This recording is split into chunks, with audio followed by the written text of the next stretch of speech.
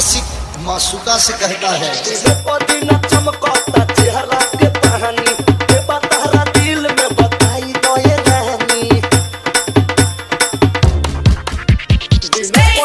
चमकता चेहरा के कहानी बतारा दिल में बताई दो ये रहनी। स्टार सुपरस्टार सब आपके दीवाने हैं, तो आप क्या कहना चाहेंगे? अरे दीवाने हैं तभी तो हम चर्चे में हैं, लेकिन मैं उनको अपने काबिल नहीं समझती।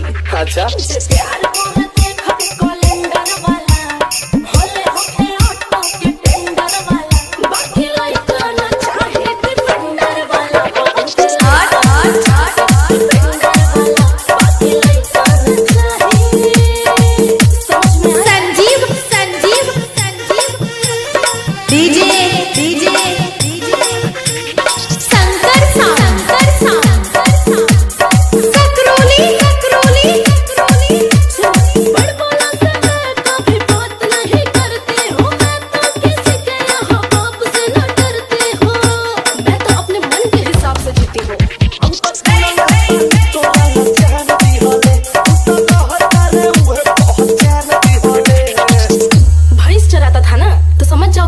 होगा। उनको छूने के लिए औकात चाहिए, औकात उतना बड़ा होना चाहिए कि आप उनको छू सके। लोमड़ी के हाथ जब अंगूर नहीं लगता है ना, तो बोलता है कि अंगूर खट्टे हैं।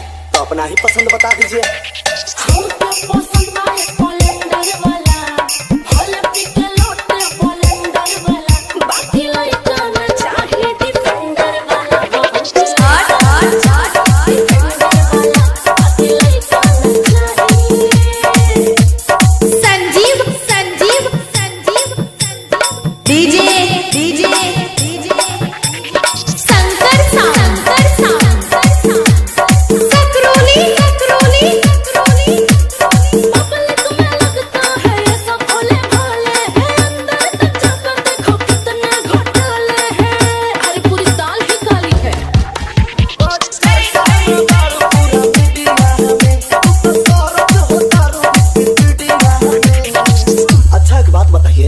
डिफेंडर से उतर के ऑटो में काहे बैठ गए जी? बहुत तकलीफ हो रहा है उनको।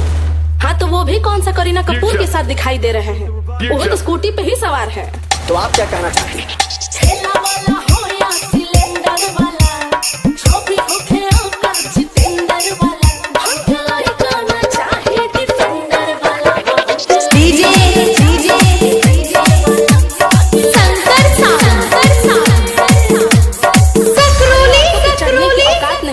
और डिफेंडर की बात करते हैं।